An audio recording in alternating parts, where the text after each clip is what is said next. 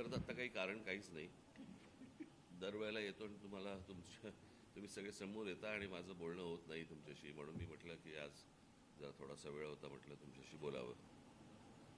बोला. या विचार. जवळपास 3 वेळा अशी निवड झालेली आहे. टप्प्याटप्प्याने निवडणुकीचे नियमांचे आहेत. ह्या सगळ्या प्रक्रियेमध्ये कुठपर्यंत ते आहे? बऱ्याच ठिकाणी अनेक पक्ष होतात त्यांचे 1 लाखपर्यंत निवड झालेले आहेत. नाही आपल्या नाही नाही, त्याची आकडेवारीच येते. त्याची आकडेवारीच येते. असं काही माणसं नेमून असं होत नसतं.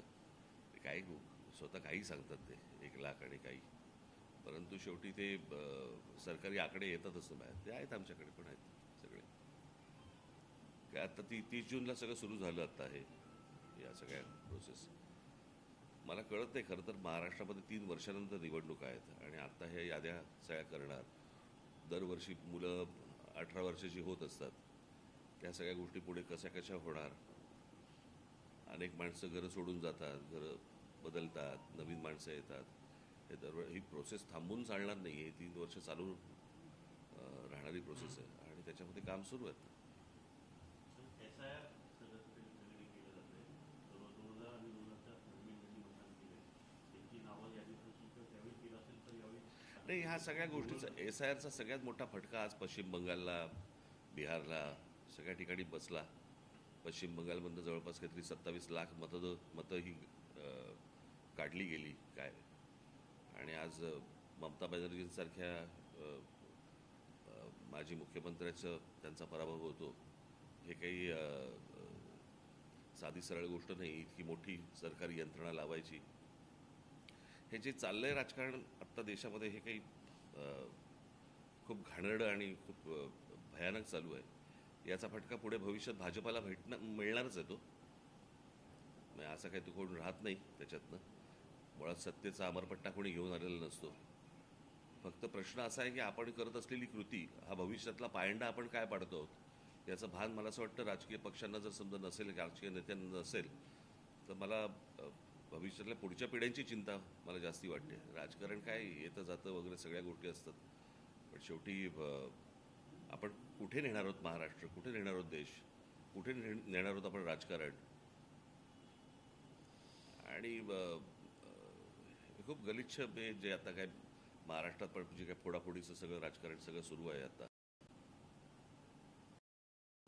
उमदं राजकारण नव्हे. हे चांगलं राजकारण नव्हे. उद्या सत्ता गेल्यावरती या अशाच प्रकारच्या गोष्टींचा भारतीय जनता पक्षालाही त्रास होईल. त्यावेळेला काय कराल आपण? काय करतोय, कुठपर्यंत जातोय, कुठपर्यंत जायचं, याला काय मर्यादा आहेत की नाही या गोष्टींना? काय आहे, मी तुम्हाला एक गोष्ट सांगतो. मी अनेकदा आमच्या लोकांना मी सांगत आलो, ज्या वेळेला आजपर्यंत जगात एखाद्या सत्ताधाऱ्यांनी त्यांचा विरोधक अथवा दुश्मन म्हणता येत नाही, पण विरोधक ज्या वेळेला संपवलेले आहेत, त्या वेळेला त्यांच्यात विरोधक आणि दुश्मन तयार झालेले आहेत आणि त्यांनीच त्यांना संपवलेलं आहे. ही प्रक्रिया भारतीय जनता पक्षामध्ये सुरू झालेली आहे. त्याच्यामुळे बाहेरचे विरोधी पक्ष तुम्ही संपवणं हे सोडून द्या, परंतु आता तुमच्यात जे विरोधक निर्माण झालेले आहेत याच्यातनं तुम्हाला जो त्रास होईल आता, तो तुम्ही पण बघत राहा. आणि हा जगाचा इतिहास आहे. समोरचे तुम्ही विरोधक संपवलेत की तुमच्यात विरोधक निर्माण होतात.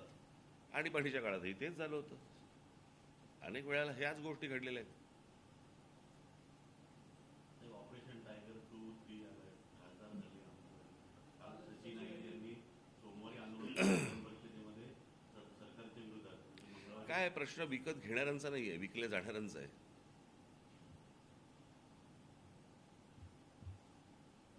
हो की नाही? आता देहविक्रीला जर समजा हे तयारच असतील तर गिराईक आहेतच. आणखी 14 आमदारांनी त्यात ते घाणेरडं चालू आहे मुळात. हे कुठच्या प्रकारचं राजकारण सुरू आहे. आणि हे मला असं वाटतं यामध्ये लोकांमध्ये जर समजा तुम्ही जाताच, पत्रकार म्हणून जाताच, लोकांमध्ये संताप आहे या गोष्टींचा. म्हणजे लोकांनी उन्हातानात उभं राहायचं. लाईट बंद कर रे तुझा. लाईट बंद कर तुझा. एवढ्या लाईटमध्ये तुझं एवढंसा काजवा काय ट्यूब करतो रे मोबाईलचा.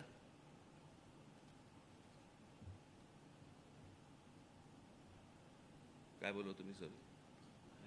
हां, हे काही चांगलं राजकारण नाही चालू आहे आणि याचा भविष्यात आत्ता जे काही भारतीय जनता पक्ष पायंडे पाडतंय काय, हा मी मागे पण म्हटलं होतं इथे आपण पत्त्याचा बंगला करायचं ना पूर्वी पत्त्याचा, हा उलट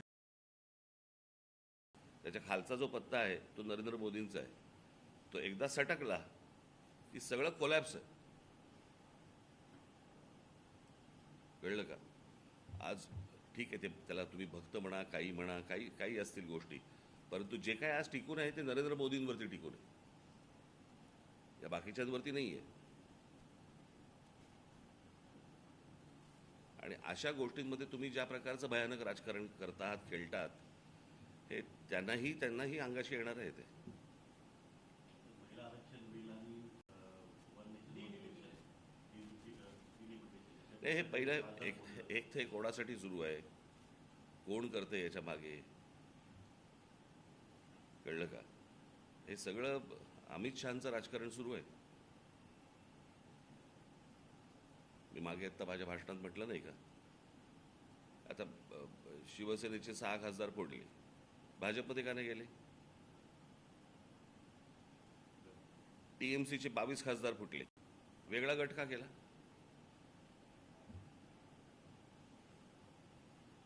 उद्या जर मला त्याच्यावरती दावा सांगायचा असेल पंतप्रधान पदावरती, तर मला हे बाहेरून मला लोक, जर आतमध्ये विरोध झाला तर मला बाहेरून लोक मतदान करतील किंवा पाठिंबा देतील.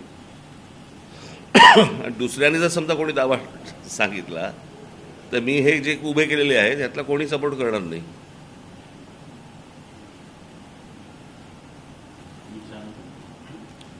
नाही, मी मगाशी म्हटलं ना, ज्यावेळेला तुम्ही समोरचे ज्यावेळेला विरोधक संपवता त्यावेळेला विरोधक हे तुमच्या दुश्मन तुमच्यातच तयार होतात.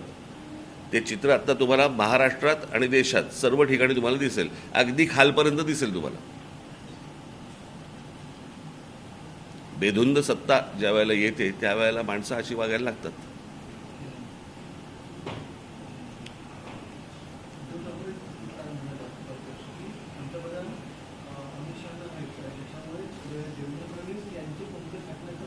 अरे मी त्याशी माझ्या भाषणात नाही का बोललो आहे, तेच काय बोलतोय. पाऊस पहिल्याच पावसामध्ये मुंबई पूर्णपणे कोंडली होती. आधी मुंबई बऱ्याच ठिकाणी पाणी साचलंय, ठाण्यातही बऱ्याच ठिकाणी पाणी साचलंय. त्यानंतर ते चेंबूरमध्ये बसवरती झाड कोसळलं, ठाण्यातील जरा मुलाचा, अशा अनेक ठिकाणी आता झाडं कोसळली.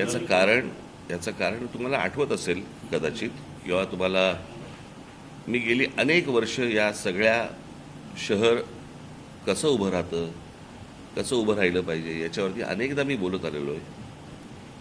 या शहराच्या उभारणीकडे कोणाचंही लक्ष नाही. बिल्डरांना फक्त प्लॉट देत राहणं, विकत राहणं, त्यातनं पैशातून राजकारणातून या सगळ्या गोष्टी, एवढंच फक्त महाराष्ट्रामध्ये सुरू आहे. लोकांना चांगलं आयुष्य मिळावं याच्यासाठी म्हणूनच काय कुठच्याही गोष्टी सुरू, नुसते रस्ते आणि पूल यातनं शहरं उभी होत नसतात. आपल्याकडे डेव्हलपमेंट प्लॅन येतो पण टाउन प्लॅनिंग होत नाही. आणि त्याच्यामुळे कुठेही रस्ते बांधा, तर किती उंचावरती बांधताय, त्याच्यात पाणी कसं जात आहे, एक वेगळा विषय आहे. त्याच्यावरती मी तुम्हाला एक तासभर बोलू शकेन. अख्खा कोणाचं लक्षच नाही हो. फोडाफोडीचं राजकारणाचं पैशामधलं राजकारण एवढंच फक्त सुरू आहे महाराष्ट्रामध्ये आणि देशामध्ये. निवडणुका.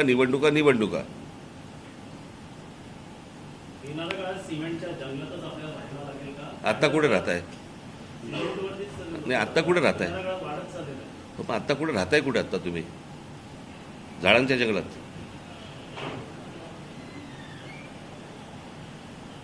कारण याला काही आकार उखरच नाही आहे, कोणाला माहितीच नाही आहे काही. ठाण्याची वेगळी परिस्थिती आहे. दर कॉर्पोरेटमध्ये किमान 12 ते 15 झाडं जी जुनी झाडं आहेत ती कॉर्पोरेट पडतात. ती 9 वर्ष जवळपास 90,000 झाडं पडली. काय करायचं त्याला आता? जरी विकास केला जातो सांगितलं, तुम्हालाही दिसतोय. मांडा, चॅनल आहेत ना तुमच्याकडे, मांडा. 90,000 चला सर, नागरिकांचा विरोध असताना चला बोलल्यावरती कंठ फुटला तुला हा? एवढा वेळ बघत बसला होता आपला. इंटरनल मेट्रो ठाण्यामध्ये सुरू झाली. नाही ठाण्याचे प्रश्न आहे ना विचारतो. राम मंदिर राम मंदिराचा मुद्दा, राम मंदिर. कोटींचा गैरव्यवहार समोर आला. काल लिहिलंय की मी त्याच्यावरती. टीव्हीचे पेपर फुटलेले आहेत. त्याच्यावरती पण लिहिलं. सर, उपमुख्यमंत्री एकनाथ बोलला ना त्याच्यावरती सर, तुम्हाला. उपमुख्यमंत्री एकनाथ शिंदे पुन्हा मुख्यमंत्री होतील का या सगळ्या ते आज दिल्लीवर देखील करणार आहेत.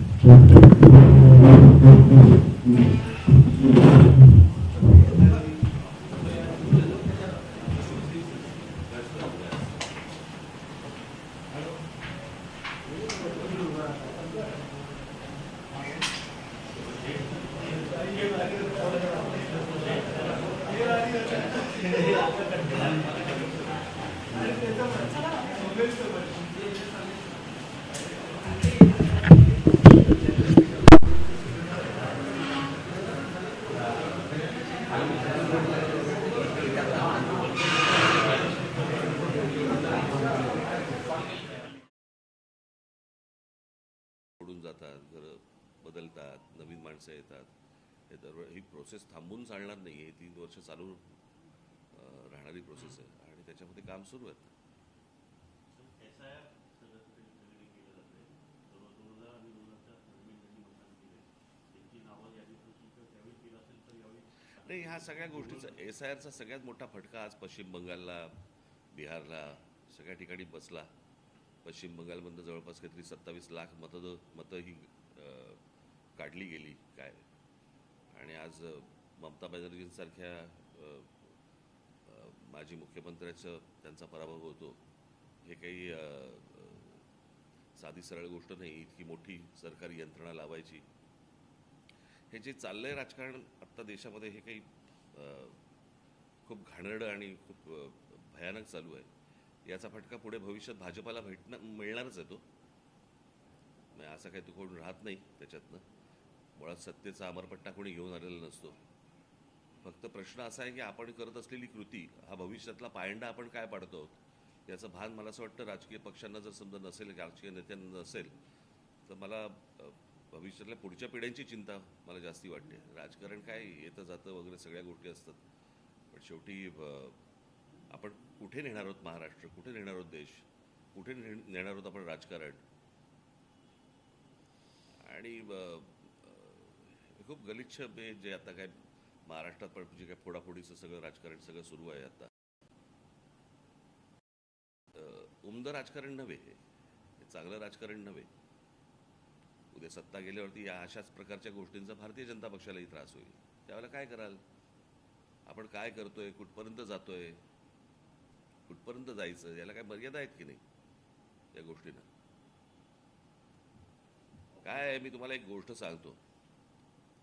मी अनेकदा आमच्या लोकांना मी सांगत आलो, ज्या वेळेला आजपर्यंत जगात एखाद्या सत्ताधाऱ्यांनी त्यांचा विरोधक अथवा दुश्मन म्हणता येत नाही पण दुश्मन विरोधक ज्या वेळेला संपवलेले आहेत त्या वेळेला त्यांच्यात विरोधक आणि दुश्मन तयार झालेले आहेत आणि त्यांनीच त्यांना संपवलेलं आहे. ही प्रक्रिया भारतीय जनता पक्षामध्ये सुरू झालेली आहे. त्याच्यामुळे बाहेरचे विरोधी पक्ष तुम्ही संपवणं हे सोडून द्या, परंतु आता तुमच्यात जे विरोधक निर्माण झालेले आहेत याच्यातनं तुम्हाला जो त्रास होईल आता तो तुम्ही पण बघत राहा. आणि हा जगाचा इतिहास आहे. समोरचे तुम्ही विरोधक संपवलेत की तुमच्यात विरोधक निर्माण होतात. आणि पाठीच्या काळातही तेच झालं होतं. अनेक वेळेला ह्याच गोष्टी घडलेल्या आहेत. ऑपरेशन टायगर 2-3 खासदार झाले. काल सचिन अय्यर यांनी सोमवारी आंदोलन परिषदेमध्ये सरकारच्या विरोधात. काय प्रश्न विकत घेणाऱ्यांचा नाही आहे, विकल्या जाणाऱ्यांचा आहे.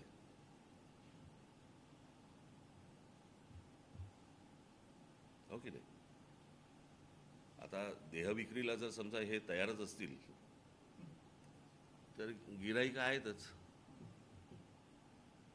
आणखी 14 आमदारांनी त्यावरून ते घाणेरडं चालू आहे मुळात. हे कुठच्या प्रकारचं राजकारण सुरू आहे आणि हे मला असं वाटतं यामध्ये लोकांमध्ये जर समजा तुम्ही जाताच, पत्रकार म्हणून जाताच, लोकांमध्ये संताप आहे या गोष्टींचा. म्हणजे लोकांनी उन्हातानात उभं राहायचं. लाईट बंद कर रे तुझा, लाईट बंद कर तुझा. एवढ्या लाईटमध्ये तुझा एवढासा काजवा काय ट्यूब ट्यूब करतो रे मोबाईलचा.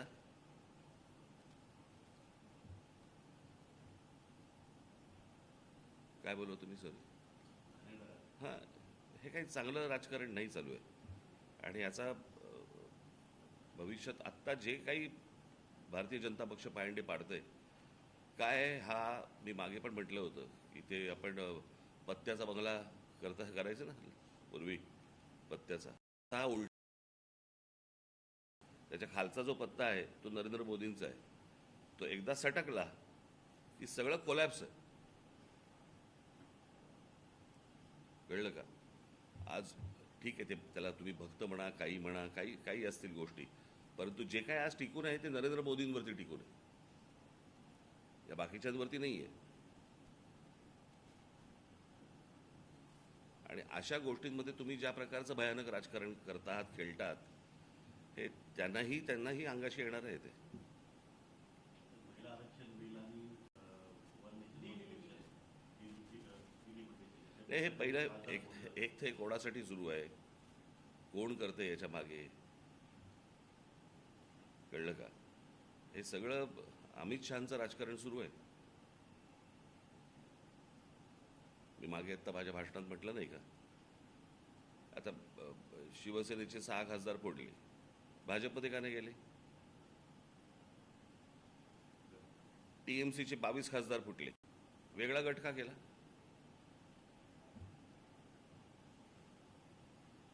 उद्या जर मला त्याच्यावरती दावा सांगायचा असेल पंतप्रधान पदावरती, तर मला हे बाहेरून मला लोक, जर आतमध्ये विरोध झाला तर मला हे बाहेरून लोक मतदान करतील किंवा पाठिंबा देतील. आणि दुसऱ्याने जर समजा कोणी दावा सांगितला तर मी हे जे उभे केलेले आहेत यातला कोणी सपोर्ट करणार नाही.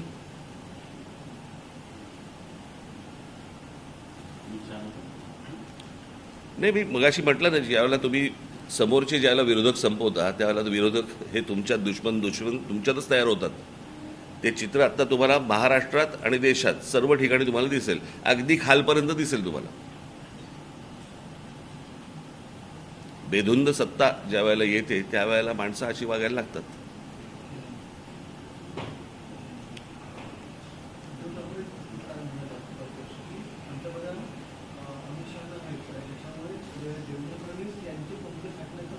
अरे मी त्याशी माझ्या भाषणात नाही का बोललोय? तेच काय बोलतोय.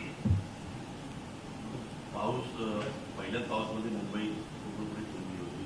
आधी मुंबई बऱ्याच ठिकाणी पाणी साचलंय, ठाण्यातही बऱ्याच ठिकाणी पाणी साचलंय.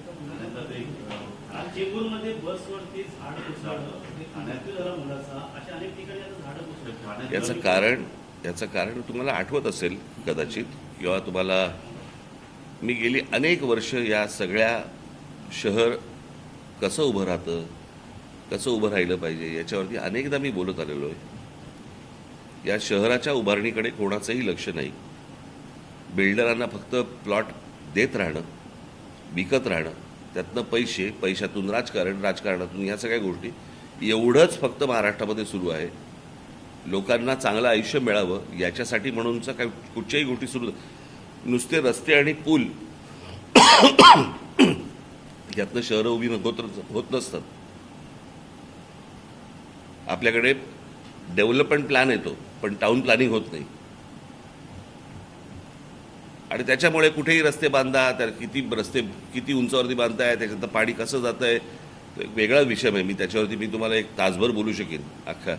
कोणाचं लक्षच नाही हो. फोडाफोडीचं राजकारणाचा पैशामधलं राजकारण एवढंच फक्त सुरू आहे महाराष्ट्रामध्ये आणि देशामध्ये. निवडणुका. येणाऱ्या काळात सिमेंटच्या जंगलातच आपल्याला राहायला लागेल का? आत्ता कुठे राहताय? नाही, आत्ता कुठे राहताय? येणाऱ्या काळात वाढत चाललेलं आहे. पण आत्ता कुठे राहताय? कुठे आत्ता तुम्ही? झाडांच्या जंगलात.